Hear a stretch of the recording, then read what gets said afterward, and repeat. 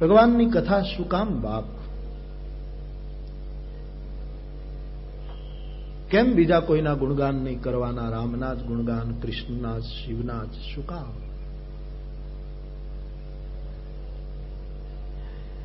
એના 6 કારણો તુલસીદાસજીએ બતાવ્યા.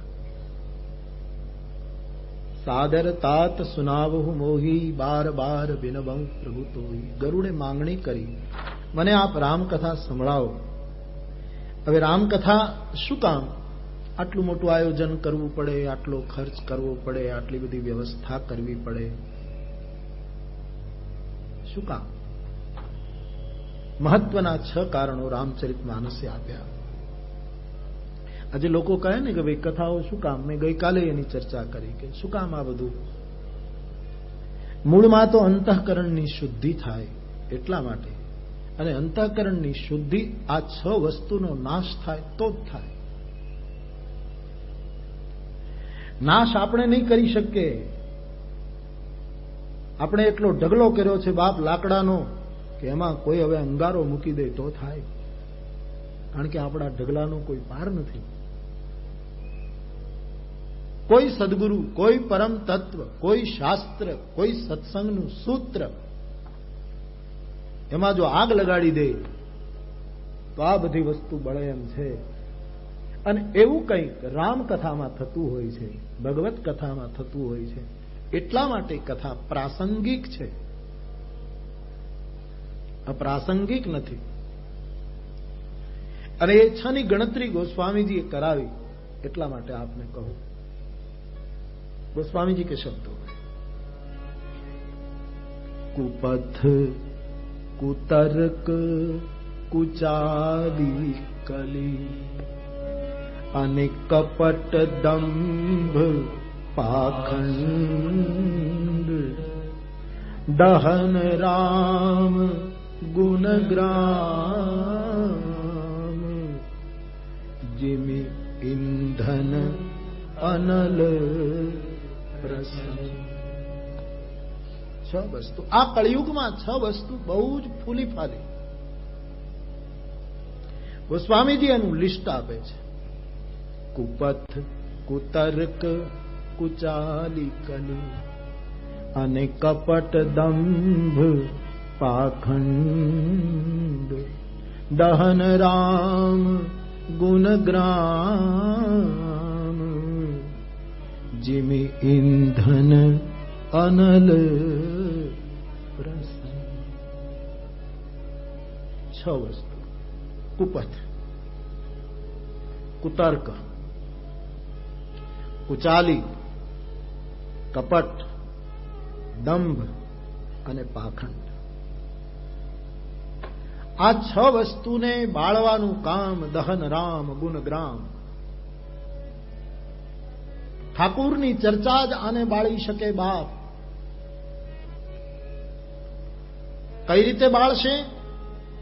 જેમ ઈંધણ અને અગ્નિનો સંસર્ગ થાય, ઈંધણામાં અગ્નિ લાગી જાય અને પછી એની મેળાએ જ એ બળીને ભસ્મ થઈ જાય.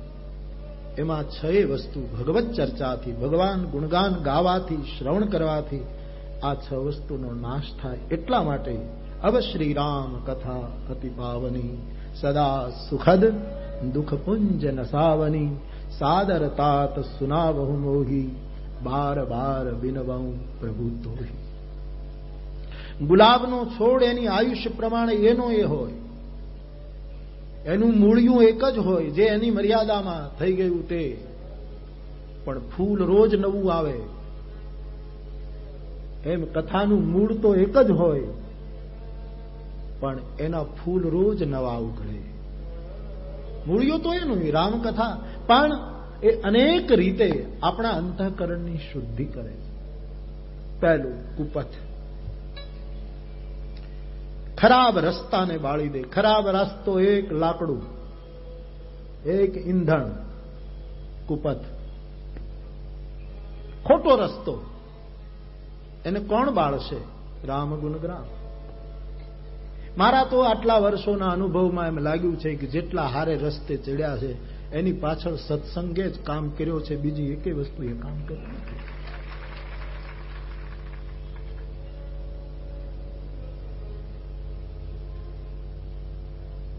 સો જાનવ સત્સંગ પ્રભાવું લોકહુ વેદન આન ઉપાવું. ન લોકમાં કોઈ બીજો ઉપાય છે, ન વેદમાં કોઈ બીજો ઉપાય છે વગર સત્સંગ.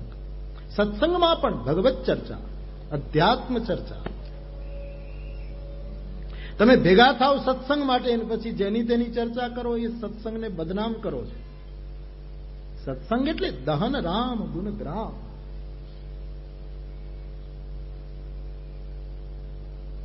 તો જગતમાં જેટલા સારે રસ્તે આવ્યા છે, વાલ્મીકી નારદ ઘટ જોની, નિજ નિજ મુખની કહી સબ હોની. વાલ્મીકીજી, નારદજી, કુંભજ, આ બધાએ પોતાના મુખે પોતાની હોની કહી દીધી. મૂળમાં સત્સંગ. આપણા ભક્ત ચરિત્રોથી લઈને અવતારોના ચરિત્ર સુધી દરેક જગ્યાએ સિદ્ધાંતના રૂપમાં સત્સંગ પડ્યો છે. આ સત્સંગ છે 9 દિવસીય.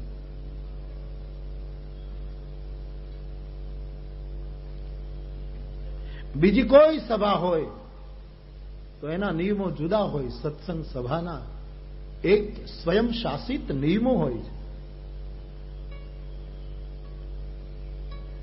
એ પ્રમાણે હું તમે સત્સંગ કરીએ. બાપ, કુપથ કોણ છોડાવશે? ખરાબ રસ્તેથી મને તમને કોણ બચાવશે? કુપથ એટલે આમ તો બહુ અઘરું પડશે, પણ મૂળમાં જે અર્થ છે એ પણ હું આપને કહી દઉં કે વેદ, શાસ્ત્ર, સ્મૃતિ, ગ્રંથો એણે જે માર્ગો બતાવ્યા હોય એના કરતા વિપરીત ચાલવું, એનું નામ કુપંથ. વેદોએ કહ્યું કે આ માર્ગે ચાલો, શાસ્ત્રો કહે આ માર્ગે ચાલો, એ બધાથી આપણે ઉલટા ચાલીએ, એનું નામ કુપંથ. ચલત કુપંથ બેદ મગ. વૈદિક પરંપરાને આપણા સંતોએ, આચાર્યોએ, મહાપુરુષોએ જે કંઈ કહ્યું હોય એના કરતા ઉલટું. અને જયારે આપણે ઉલટા ઉપડીએ, આમ તો સુલટા જાવ કે ઉલટા જાવ, મળવાનું તો ત્યાં જ છે, પણ મોડું બહુ થાય, વિલંબ બહુ થાય. ચીનના પાટનગર એક માણસ જતો હતો, એને જવું તું પેકિંગ. બહુ જૂની વાત અને બનેલી વાત છે. આ તિબેટીયન ઇતિહાસોમાં આ બનેલી ઘટના છે, નાની એવી વાત. એમણે કોઈ ચીનના એક માણસને પૂછ્યું કે ભાઈ મારે પેકિંગ આ પાટનગર જવું છે, ચીનનું આ નગર છે ત્યાં જવું છે, ઘણા સમયથી ચાલુ છું, ક્યારે પહોંચીશ? એલા કહ્યું કે જે દિશામાં તમે ચાલો છો એ દિશામાં જશો તો આખી પૃથ્વીની પરિક્રમા કરશો ત્યારે પેકિંગ આવશે, અને જો મોઢું ફેરવી નાખો તો 10 મિનિટમાં પેકિંગ. તમે ચાલો છો ખૂબ, પણ ઉલટે માર્ગે ચાલો છો તો આખું વર્તુળ તમારે પૂરું કરવું, આખી પૃથ્વીની પરિક્રમા કરશો. અને જો આમ દિશા બદલી જાય તો 10 મિનિટમાં પેકિંગ આવશે. સુપંથ ચાલીએ બાપ તો બહુ ટૂંકો રસ્તો છે. ઈશ્વરની પ્રાપ્તિ જેવો ટૂંકો રસ્તો આ દુનિયામાં મારા બાપ કોઈ નથી, જો ભરોસો આવે તો. બાકી બધા જ રૂપિયો પ્રાપ્ત કરવો અઘરો છે, રામને પ્રાપ્ત કરવો અઘરો. જો રસ્તાની સૂઝ પડી જાય, કુપંથ છૂટી જાય તો ક્યાં આઘું છે. તુલસીદાસજી તો કહે એક ઘડી આધી ઘડી આધી મેં પુનિયાદ. પણ સૂઝ પડતી નથી, જે કંઈ કારણ હોય તે. વેદને માર્ગે ચાલવું એ પંથ. શાસ્ત્રને આપણા વડીલોએ, મુરબ્બીઓએ, આપણી પરંપરાએ જે સારા રસ્તા બતાવ્યા હોય એ પ્રમાણે ચાલવું. ન ચાલતા કઈ શાસ્ત્રો છોડી દો, આચાર્યો છોડી દો, પણ કોઈ એવા મિત્રને પાસે રાખવો કે કુપથ નિવારી સુપંથ ચલાવા. કોઈ દોસ્ત એવો રાખવો કે એ આપણને ખરાબ રસ્તેથી સારે માર્ગે લઈ આવે.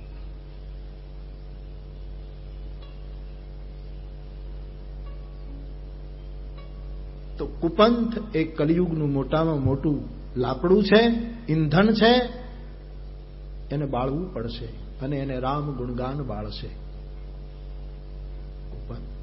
બીજો શબ્દ ટૂંકમાં કુતર્ક. તર્ક બહુ ખરાબ વસ્તુ નથી, પણ કુતર્ક બહુ ખરાબ વસ્તુ છે. કુતર્ક કારણ વગરના. આમ તો તર્કય બહુ સારી હોય. ઈશ્વરના માર્ગમાં તો તર્ક રામ અતર્ક બુદ્ધિમન બાની. ત્યાં તર્કો કોઈ ચાલતા જ નથી. તર્કના સીમાડાથી પર એ તત્વ છે. પણ છતાંય જગતમાં આપણે જીવીએ છીએ ત્યારે થોડા બહુ તર્ક માણસ લોજિકને સ્વીકારતો હોય, ભણતો હોય છે, સ્વીકારવું પણ પડે. પરંતુ અહીંયા શબ્દ છે કુતર્ક. ખોટા તર્કો. ખોટા તર્કો કરીને જે શાસ્ત્રોને દૂષિત કરતા હોય, માનવ જાતને દૂષિત, એવા તર્કો એ બીજું ઈંધણ છે. ભગવાન રામે સીતાજીનો એ સ્થિતિમાં શું કામ ત્યાગ કર્યો? હવે કર્યો, તું રામ રામ કર ને. આ બધા કુતર્કો છે. શાસ્ત્ર જેણે લખ્યું વાલ્મીકીને હજી ગમ નથી પડી. હું ને તમને શું ગમ પડે? હરી હરી કરો. સીતાજીનો ત્યાગ સગર્ભા સ્થિતિમાં કર્યો. શું કામ કર્યો? કેમ કર્યો? એવા કુતર્કોમાં ન પડવું. ઘણા પૂછે ને કે રામજીએ રાવણને માર્યો પણ ખીજ કરીને માર્યો. ઈશ્વરને ખીજ કેમ આવી? તને આવે છે એટલે. આ બધા કુતર્કો છે મારા બાપ. એને કોઈ વિકાર લાગુ ન પડે.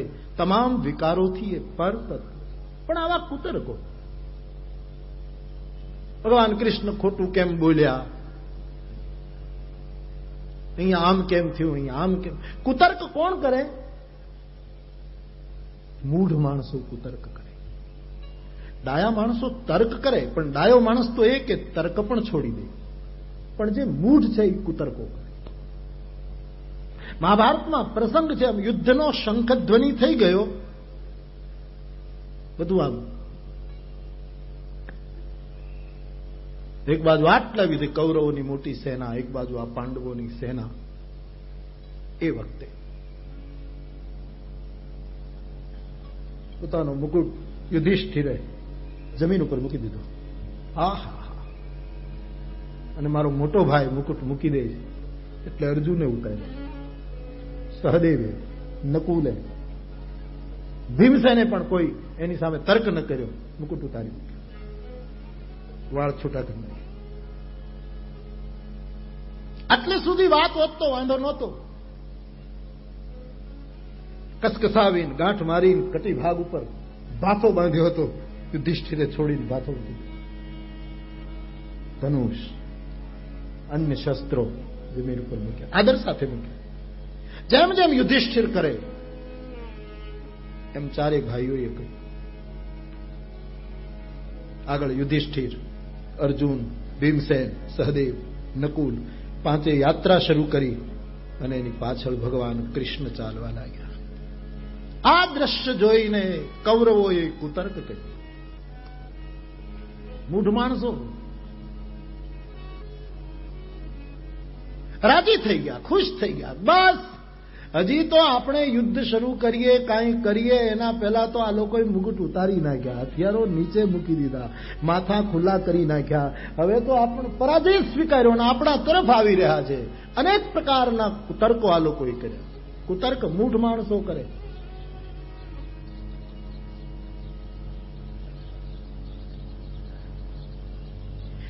ચારે ભાઈઓ પણ ન સમજી શક્યા કે મોટા ભાઈ આવું શું કામ કરે. પણ યુધિષ્ઠિરે મુકુટ ઉતાર્યો, શસ્ત્રો મૂક્યા, વાળ છૂટા મૂક્યા એટલે પાછળ ચારેય ભાઈઓએ કર્યા.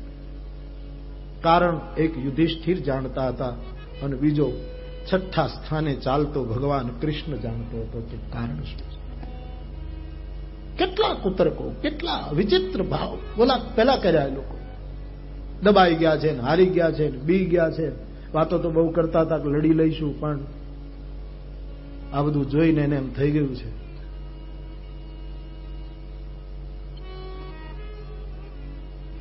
રણ મેદાનને ચીરતા હુઆ બધા જ ગયા છે કુરુ વૃદ્ધ પિતામહ ભીષ્મની પાસે. હાય હાય,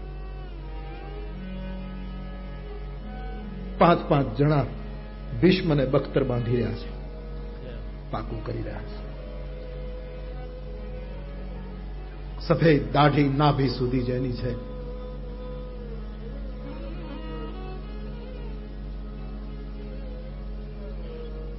સંપૂર્ણ સજ્જ ભીષ્મ એની પાસે જઈ યુધિષ્ઠિરે પ્રણામ કર્યા. દાદા, આપ આશીર્વાદ આપો, પછી પાછા મુગુટ પહેરીએ, પછી હથિયારો ઉપાડીએ. મારા બાપ, તારા ખોળામાં અમે રમ્યા છીએ અને તારા ઉપર અમારે હાથ ઉપાડવાનો વખત આવ્યો છે. પણ સાક્ષી અમારી પાછળ ચાલતો શ્રી હરિ છે. અમે જો આશીર્વાદના અધિકારી હોઈએ, તમારી પાસે આશીર્વાદ લેવા આવ્યા છે. આશીર્વાદમાં શું આશીર્વાદ આપવા, એ તમારી મોજ. તમે એમ કહી દો તમારો પરાજય, તો એ અમારા માટે પ્રસાદ છે. તમે એમ કહી દો તમે મરો, અમારા માટે મહોત્સવ છે. પ્રિતોસ્મી પુત્ર યુદ્ધસ્વ. વૃદ્ધ ભીષ્મના મુખમાંથી શબ્દો નીકળ્યા, બેટા, તારો વિવેક જોઈને મને બહુ આનંદ થાય છે. બેટા, યુદ્ધ કરો, ભલે કૌરવોના પક્ષમાં છું, પણ વિજયની જયમાળા તમારા ગળામાં પડો. એટલું જ નહીં, પણ યુદ્ધ જીત્યા પછી પણ તમારા મનમાં જે જે શુભ સંકલ્પો થાય, એ સંકલ્પોને મારી માં ગંગા પૂરી કરો. હું ગંગાનો દીકરો તમને આશીર્વાદ આશીર્વાદ લઈને જ્યાં પાછા ફેર્યા છે, તે જ ફરી ગયું. બાપ, અભિવાદનશીલસ્ય નિત્યમ વૃદ્ધોપસેવિના. મનુ મહારાજ સ્મૃતિમાં બોલ્યા કે વડીલોને જ્ઞાન વૃદ્ધ, કુળ વૃદ્ધ, ધર્મ વૃદ્ધ, વયો વૃદ્ધ, આ 4 જણાની અદબ કોઈ દિવસ તોડવી નહીં. સુખી થવું હોય તો જ્ઞાન વૃદ્ધ હોય, પછી ભલે ઉંમરમાં નાનો હોય, પણ એની આજ્ઞાનું ઉલ્લંઘન ન કરવું, જો સુખી થવા ઈચ્છતા હોય. ધર્મ વૃદ્ધ, ધર્માચરણ કરનારા, કરાવનારા આપણા આચાર્યો, જેને ધર્મગુરુ કહી શકાય, એની અદબ જાળવવી. શાસ્ત્રોએ તો ખોલી ખોલીને બધી વાત કરી છે. જો સરખું જીવવું. મેં ફરી વખત કાલનો શબ્દ વાપરું, મુક્તિ નિર્વાણ મને ખબર નથી, મળે તો મળે, ન મળે તો કોઈ ચિંતા. જીવનમાં મજા આવવી જોઈએ. બસ આ જિંદગીમાં લહેર આવી જવી જોઈએ. એના માટે આટલું શીખો. યુવાન ભાઈ બહેનો, અભિવાદનશીલસ્ય નિત્ય વૃદ્ધોપી સેવિના ચત્વારિ તસ્ય વર્ધન્તે. એની 4 વસ્તુ વધી જાય: આયુર, વિદ્યા, યશો, બલમ. શાસ્ત્ર કહે એની 4 વસ્તુ વધી જાય. જ્ઞાન વૃદ્ધ માણસનો આદર કરવો, ઉંમરમાં મોટા હોય અને આદર કરવો. શાસ્ત્રોમાં તો કેટલું કેટલું લખ્યું. ભગવાને સગવડતા આપી હોય, શાસ્ત્રો તો એમ કહે છે વિધવા બેનને તમારે ઘરે રાખવા. ભગવાને સગવડતા આપી હોય તો કુળનો વડીલ હોય એનું પાલન પોષણ કરવું. ભગવાને સમજણ અને સગવડ આપી હોય તો કોઈ નિરાશ્રિત તમારો આશરો આંગણું પૂછીને આવે એને રોટલો આપતો. આ બધા સુખી થવાના રસ્તા છે મારા બાપ. સુખી થવું હોય તો ચપટી વાગે, પણ હવે જેને દુઃખી જ થવું એનું શું? હાથે કરીને દુઃખી થવું એનું શું? એક જણા એના મિત્રને કીધું મરી ગયા, પાછું ભીંડાનું શાક. એના મિત્રએ કીધું તો તારે મારી ભાભીને ના પાડી દેવી જોઈએ કે ભીંડાનું શાક ન કરે, તને ન ફાવતું હોય તો ના પાડી દેવી કે ન કરે. બોલે મારા લગ્ન જ ક્યાં થયા છે? તો પછી લગ્ન નથી થયા તો પછી તારા ઘરમાં કોઈ રસોઈ કરે કે રસોઈયોની સગવડ ક્યાંથી? તો પછી કોણે રસોઈ કરી? મેં જ કરી. તે જ ભીંડાનું શાક કર્યું, તું જ ફરિયાદ કરે કે આ ટેવ પડી ગઈ ફરિયાદ કરવાની. આ જ દશા છે. એક આદત પડી ગઈ છે દુઃખી થવાની. ધર્મ વૃદ્ધ માણસોને આદર આપવો. પરિવારનો, સમાજનો, રાષ્ટ્રનો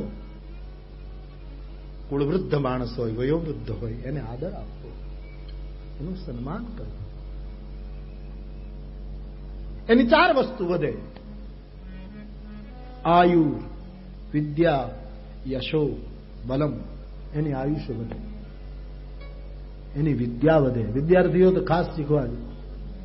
એનું બળ વધે, એનો જગતમાં યશ વધે.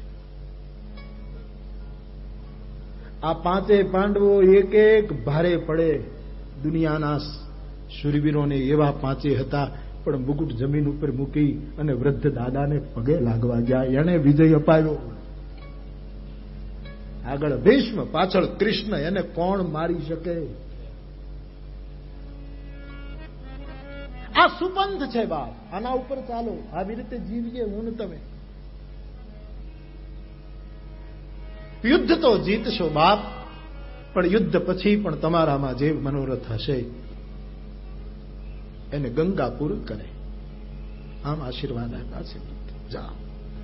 ત્યારે મૂઢોને ખબર પડી કે આપણે તો કુતર્કો કરતા હતા અને આ તો વરદાન લઈ આવ્યા, આ તો આશીર્વાદ લઈ આવ્યા.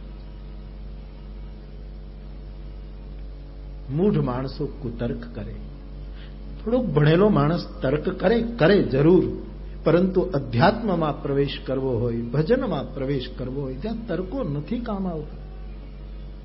તર્કો આપણી શક્તિને કુંઠિત કરે. કુપથ કુતર્ક કુચાલી કલી કપટ દંભ દહન રામ ગુણ રામ જી ઇંધન અનલ પ્રજન. તો બીજું ઈંધણું છે કુતર્કો, ખોટા તર્કો.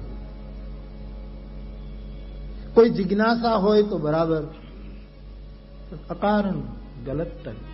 શાસ્ત્રોમાં, ઘટનાઓમાં આવા ખોટા તર્કો એ બળશે રામકથાથી, એને બાળશે રામકથા, એમાંથી મુક્તિ મળશે. કુપથ કુતર્ક કુચાલી કલી. ત્રીજો શબ્દ કળિયુગમાં કુચાલી. કુચાલીનો અર્થ થાય છે વિપરીત કર્મો કરવા. વિપરીત કર્મ માની શરાબ પીવો, જુગાર રમવો, ખોટી સાક્ષીઓ પૂરવી, કોઈના શાંત જીવનમાં અકારણ વેર પ્રગટાવવું,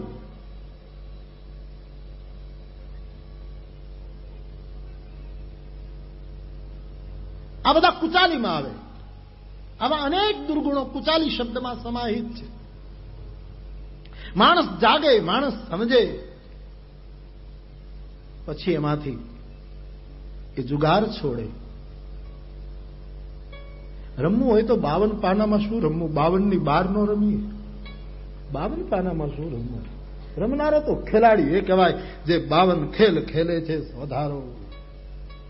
52 બારો જે રમે અને 52 બારો રમે એનું નામ જોકર. એ પરમહંસ છે મારા બાપ, જે 52 બાર રમતો હોય એને તમે ગમે તેની સાથે રાખો, એને રૂડો કરી દેખાડે અને છતાં પોતાને કાંઈ લેવા દેવા નહીં. દૂડીની પાસે રાખો, દૂડીને રૂડી કરે, તીડીને રૂડી કરે, બાદશાહને રૂડો કરે, એકાન રૂડો કરે. જેની સાથે એમ પરમહંસ એ છે, એને જેની સાથે લગાડો એને રૂડો કરી દે અને પાછો હટાવી દો, કોઈ ફરિયાદ નહીં, કાંઈ લેવા દેવા નહીં. પરમહંસી જેનો પ્રભાવ, એનું નામ જોકર. રમવો હોય તો 52 બારમાં રમો ને. રમતા હોય એને આ સલાહ છે. તમે તો છોડો, ઘણી વખત માણસો જુગાર રમતા હોય જીતવા માટે, પણ તમને ખબર છે બહુ મોટી સોસાયટીના લોકો હું જાણું છું, બહુ પૈસાવાળા માણસો હોય ને એ ટાઈમ પાસ કરવા માટે રમે. એને 10, 20, 40, 50 હજાર એમને રાખ્યા જ હોય રમવા માટે. હારી જાય તો ચિંતા નહીં, આવે તો પણ એક સમય પાસ થાય. ટાઈમ પાસ કરવો હોય તો અન્નક્ષેત્રમાં પીરસવા જાવ નહીં, 2 પંગતમાં આંટો મારી લો ને. ટાઈમ જ જો પાસ કરવો હોય. પણ આવું છે, મારી પાસે લોકો આવે છે કે બાપુ આમ જુગાર, હું જાણું કે જેની પાસે લાખો કરોડો રૂપિયા એને શું જીતવાનું હોય જુગારમાં, પણ રવિવાર શનિવાર એ બેસે એને ખાલી પત્તે રમે, એને અમુક પૈસા રાખ્યા જ હોય એ નિમિત્તેના સારા કામના.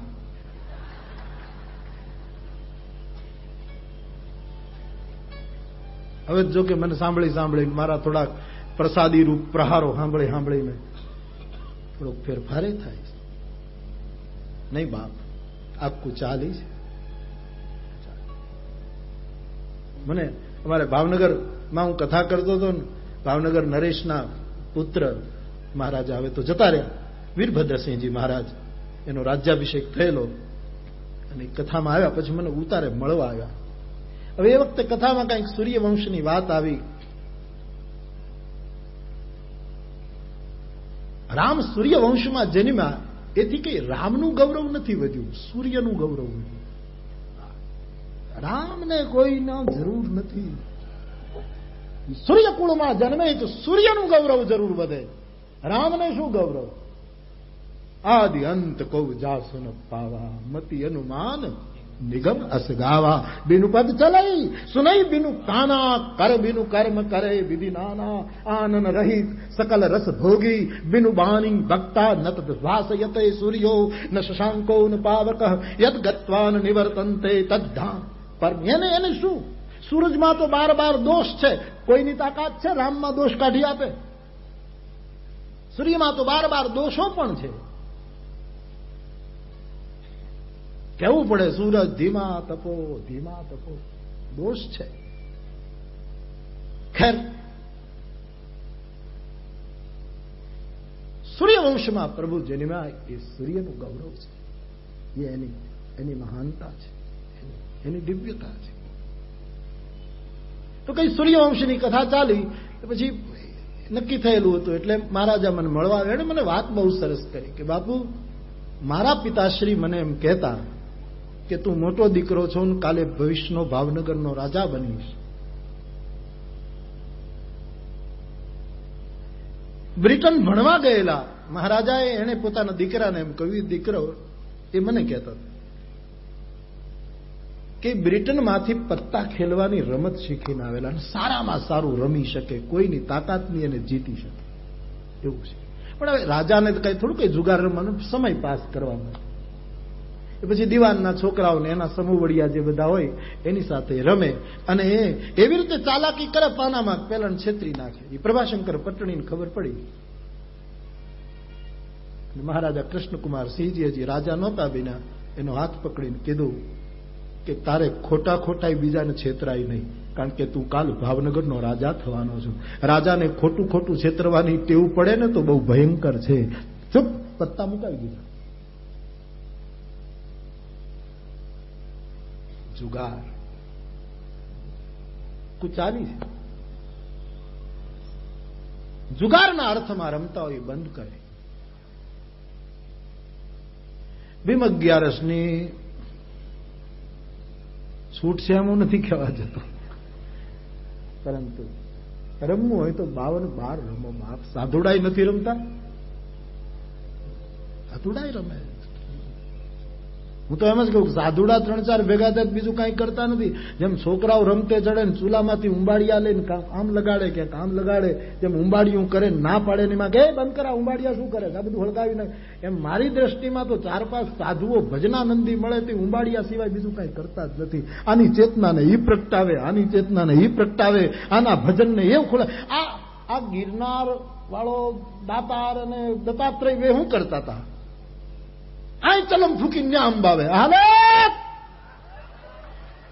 ત્યાંથી પાછી સાફી વીટીને. મને એવું લાગે છે, મને એમ લાગે સાધુઓનું કામ જ આ એવી રમતું રમે કે 52 જોકરમાં રમવું. બીજાને બધાને વર્ણ, જોકરને કોઈ વર્ણ નહીં. આ કાળીના, આ ફૂલીના, આ ચોકડીના, આ ચોથું લાલના. છોકરાઓને અનુભવ છે. મને આમ આપણે પૈસે ક્યારે રમીએ નહીં, પણ આમ પાના તો જોયા જ હોય ને, પત્તા તો જોયા જ હોય. સીધી વાત છે. હકમ બકમ ક્યારેક ઝપટ કરીએ છે ખબર નથી, પણ જુગાર નહીં મારા બાપ. તો કાળી ના હોય, ફૂલી ના હોય, ચોકડીના, લાલના, બધી ભાતું છે. એમાં રંગ છે જુદા જુદા, આકારો જુદા જુદા. કોઈક રાજા છે, કોઈ રાણી છે. ઘણો વર્ગભેદ છે પત્તાઓમાં. જ્યાં વર્ગભેદ હોય એમાં શું રમવું મારા બાપ? જ્યાં જાતિ ભેદ હોય એમાં શું રમવું? જ્યાં વર્ણ ભેદ હોય એમાં શું રમવું? રમવું તો એનીથી બહાર નીકળીને. જાતિ પાતિ કુલ ધર્મ બડાઈ. શબરી નીકળી ગઈ જોકરની જેમ બહાર, વિદુર નીકળી ગયા જોકરની જેમ બહાર, રામકૃષ્ણ પરમહંસ નીકળી ગયા જોકરની જેમ બહાર, રમણ મહર્ષિ નીકળ્યા જોકરની જેમ બહાર, અને જુનાગઢનો નરસિંહ મહેતો નીકળ્યો જોકરની જેમ. નહીં જાતિ જોકરને લાગુ પડે. કોઈ એમ ન કહે કે આ ચોકડીનું જોકર ને આ કાળીનું જોકર ને આ ફૂલીનું જોકર. કોઈ ન કહે કે આ બાદશાહનું જોકર, આ રાણીનું જોકર, આ ગુલામનું કે આ દશાનું કે નવાનું. જોકર સૌનો અને પાછો સૌથી પર સદા સર્વગત સર્વ ઉરા. 52 પાનામાં શું રમવું? અઘરી રમત તો છે 52 માં રમવું. હાય હાય, એમાં જે રમી જાણે એને પટ બહુ જોઈ બાપ. એને મેદાન મોકળું જોઈએ, એને હાંકડું ન ફાવે. એ ખાનગીમાં ન રમે, પોલીસ ભાળી ન જાય નામ કે ખાનગીમાં. એ તો છૂટા રમતા હોય, મેદાનમાં રમતા. જોકર જ્યાં જોડાય એને ઉજળું કરી દે. અને પાછું એમ ન માને કે મારા વગર તમારી રમત નહીં ચાલે, એને કાઢ નાખો તો કઈ નહીં, રમ્યા કરો. એ એમ ન કહે કે મારા વગર તમારું નહીં ચાલે. સાધુ એમ ન કહે કે મારા વગર રમ્યા કરો, એમ રમો. ખોટું ન લાગે, એક બાજુ મૂકી દો. ન જાતિ, ન વર્ણ, ન પ્રાંત. રાષ્ટ્રએ શીખવા જેવું છે જોકર. આમ જોકર જેવા ઘણા છે, પણ જેને પરમહંસી કહેવાય, જેને અવધૂતિ કહેવાય, એવા જોકરનો સદગુણ શીખવા જેવો છે. કેટલો ફાયદો થાય. ન સંખ્યા ભેદ કોઈ. મારે શું જાદુ એમાં સમજાવવું, બધાને ખબર છે. જેની સાથે લગાડો એને રૂડો કર્યો અને પાછું હટાવો તો કાંઈ ખોટું ન લાગે. આનું નામ સાધુ. કપાસના ફૂલમાંથી કાપડ બને, કાપડ ફાટી જાય એટલે મસોતું કરી નાખો તો એ કપાસનું ફૂલ કાંઈ બોલે નહીં. એમ સાધુને તમે ચૂસી લો ને પાછા એમ કે નથી માનતા તો એને કાંઈ લેવા દેવા નહીં. બાજુ એક બાજુ સાધુ ચરિત શુભ ચરિત કપાસો નિરસ વિસદ ગુણ ફળ. 36 લક્ષણો કપાસના, એની સામે 36 લક્ષણ સાધુડાઓના. ગાભો કરીને મૂકી દો. ઇસ્ત્રી કરતા હતા, કોઈને અડવા દેતા નહોતા. મારો કોટ, મારો કોટ. એનું રંગ જાય, એનું રૂપ જાય, એટલે એની શું દશા થાય, છતાં કાંઈ ફરિયાદ ન કરે. એવી જ રીતે સાધુને તમે જુદા કરી દો તો ફરિયાદ. એનું નામ છે જોકર. કરી દે બધાને ધન્ય ધન્ય, કોઈની પાસેથી કાંઈ લેવા દેવા નહીં. અને પછી રમત 52 પત્તાની, પોતાની તો કઈ ગણતરીમાં રાખે જ નહીં. રમત તો 52 પત્તાની જ ગણે, એમાં 53 પત્તા. પોતાની ક્યાંય જગતમાં મહત્તા ન આપે. બધાથી છેટો, બધાથી દૂર. રમવું હોય તો એ રીતે રમો. સસ્તો પૈસો આવે પછી બહુ જુગાર બુગાર ન રમવું.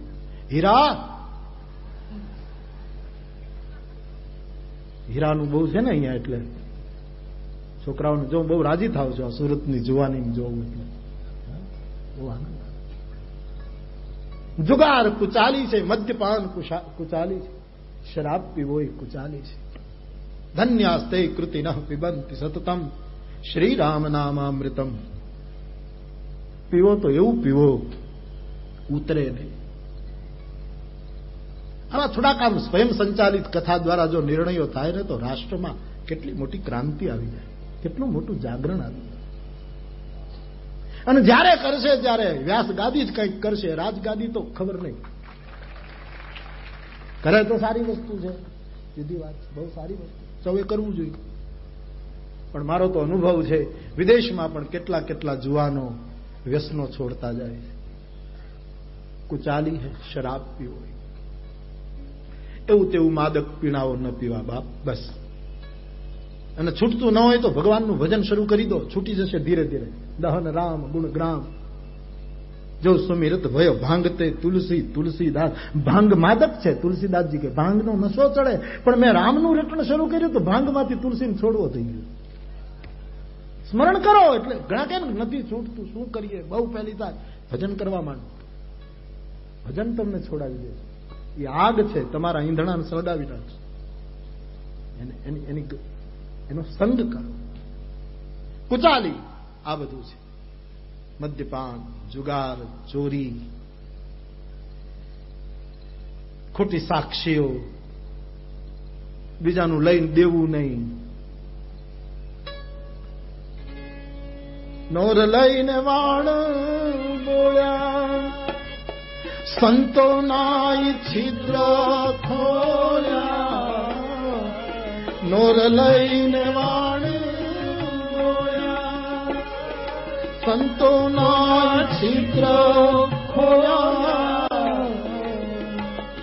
જેણે રંગ રે એ પાડોશીને બહુ રોયા, એ ગુજારા એના આંગણા. જેને આંગણે થયા હોય જાજા ઉત્પાતો, એ તર છોડો એના આંગણા. નૂર લઈ લે ને જહાજને ડૂબાડી દે અને પાછા પકડમાં ના આવે. આખું જીવન સાધુ ચરિત જીવતા હોય એમાં છિદ્રો ગોતે. નોર લઈને વાણ બોલ્યા, સંતોના છિદ્ર ખોલ્યા, અને જેણે રંક પાડોશીને બહુ રોળ્યા, પાડોશીઓને બહુ રંજાડ્યા હોય. કવિ કાગે અમુક પાપો ગણાવ્યા પુરાણોમાંથી લઈને પોતાની રીતે.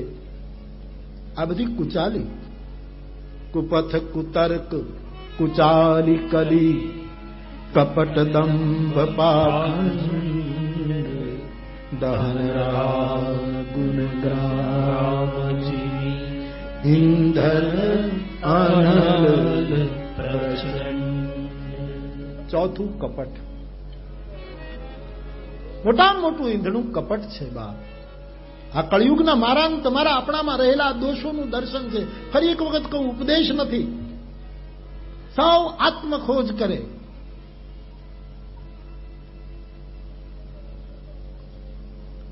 જેમ પરદેશોમાં મોટા મોટા શીશ મહેલો હોય જ ને, આપણે ત્યાં દેશમાં હતા, ચહેરા આપણા દેખાય એવા મહેલો, જ્યાં જઈએ ત્યાં આપણો ચહેરો દેખાય. રામકથા તો શીશ મહેલ છે. આમાં આપણે ભેગા થયા છીએ આપણા ચહેરા જોવા માટે. આપણે કેવા દેખાય છે? કપટ છૂટે. કપટની કાંઈ વ્યાખ્યા કરવાની જરૂર નથી. ભગવાન રામના એક શબ્દમાં આપને કહું, પ્રભુની બહુ જ એક ખાસ સ્વભાવગત પદ્ધતિ એમણે બતાવી કે હે જીવ તું સમજ, મોહી કપટ છલ છિદ્ર નભા. મને કપટ ગમતું નથી. બસ એનો અર્થ ભગવાન નારાજ થઈ જાય છે એમ નહીં, પણ એને ગમતું નથી.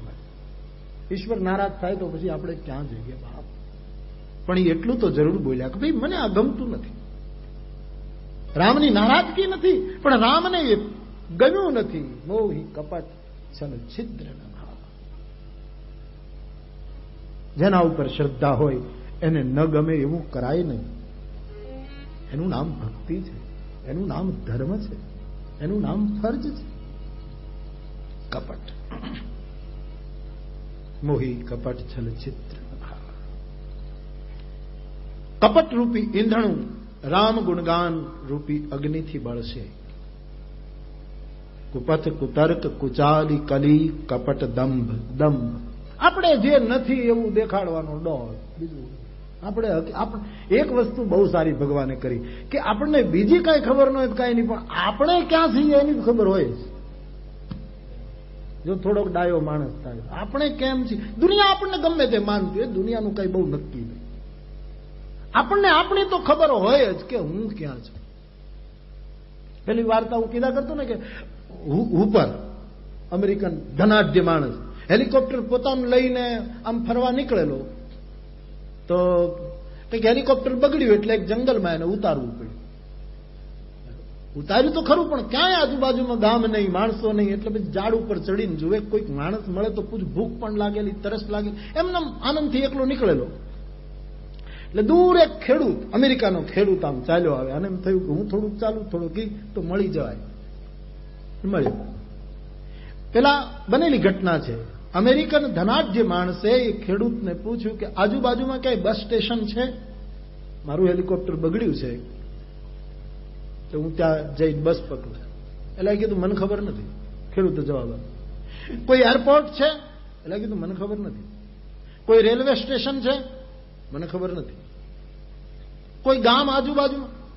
પેલો કે મને ખબર નથી. ક્યાંય પાણી મળશે? પેલો કે મને બધામાં પેલા એમ જ કીધું મને ખબર નથી. એટલે પેલો એક તો ભૂખ્યો દુઃખી ભૂલો પડેલો એટલે એકદમ ગુસ્સામાં આવી ગયો. એને કીધું કે તને કાંઈ ખબર નથી પડતી. એનો અર્થ હવે નક્કી થયો કે તને આ જિંદગીમાં કાંઈ ખબર જ નથી પડતી. એટલે પેલા એ કીધું કે વિચારીને બોલજો. મને આ બીજી ખબર નથી, પણ મને એટલી ખબર છે કે હું અત્યારે ક્યાં છું, તને ખબર નથી તું ક્યાં ઉતર્યો છો. બાકી મને એટલી પાકી ખબર છે કે હું અત્યારે, એ માણસને થોડુંક સમજણ આવે તો આપણે ક્યાં છીએ એની તો ખબર પડી છે. આપણે જે નથી એવું બતાવવાનો બુદ્ધિપૂર્વકનો પ્રયાસ દંભ. અચળાય અમે દંભના ઓઢ્યા, ઊંચે જઈને આસમે પોઢ્યા. હે અચળાય અમે દંભના ઓઢ્યા, ઊંચે જઈને આસમે પોઢ્યા. અરે એક સાધુને જુએ તો મારો હરી કપડા ફેંકી દે. હા, કહું પટ કહું નિશંગ ધનુ પીરા. ભરતને જોતા હરિએ પોતાના વસ્ત્રો પડી ગયા. હવે મારે હું પડદા રાખવા, મારો સંત આવ્યો. આટલી ઈશ્વર મર્યાદા સાચવે છે. હું ને તમે આપણા જીવનમાંથી દંભ હટે, બહુ જ ખરાબ. દંભો, દર્પો, અભિમાનશ્ચ, આ બધા ખતરનાક શત્રુઓ છે. તો કળયુગમાં દંભ એક બહુ જ મોટું ઈંધણ છે. એને રામ ગુણગાન એ જ સળગાવી શકે. આપણા દંભના પડદાને ચીરે. ભગવત કથા આપણને મૂળ રૂપમાં લાવી દે, ધીરે ધીરે ધીરે. કુપથ, કુતર્ક, કુચાલી, કલી, કપટ, દંભ, પાખંડ, દહન રામ ગુણગ્રામ જીવી, ઈંધણ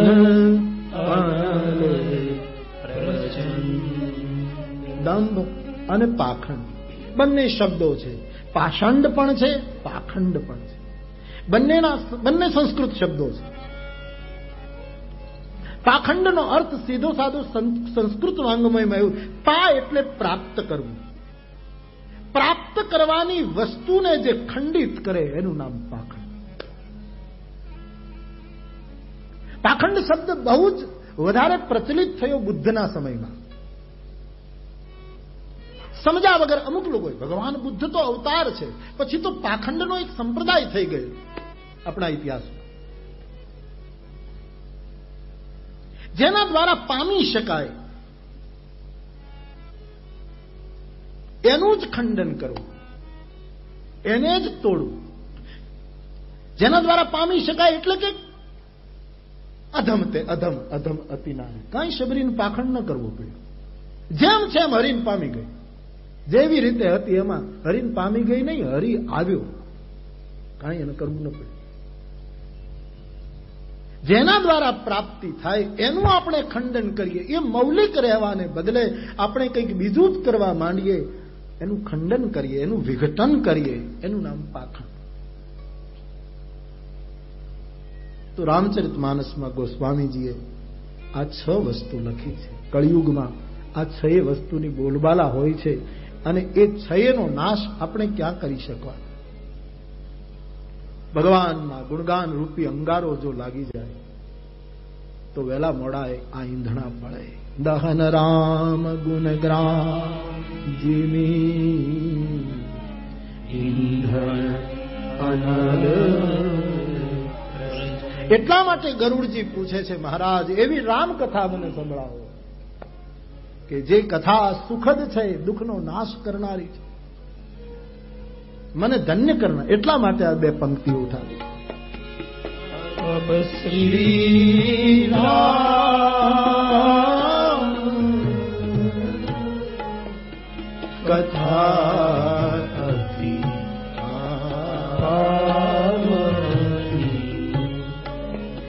અબ શ્રી રામ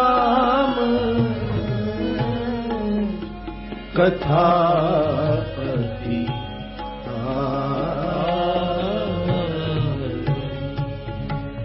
સદા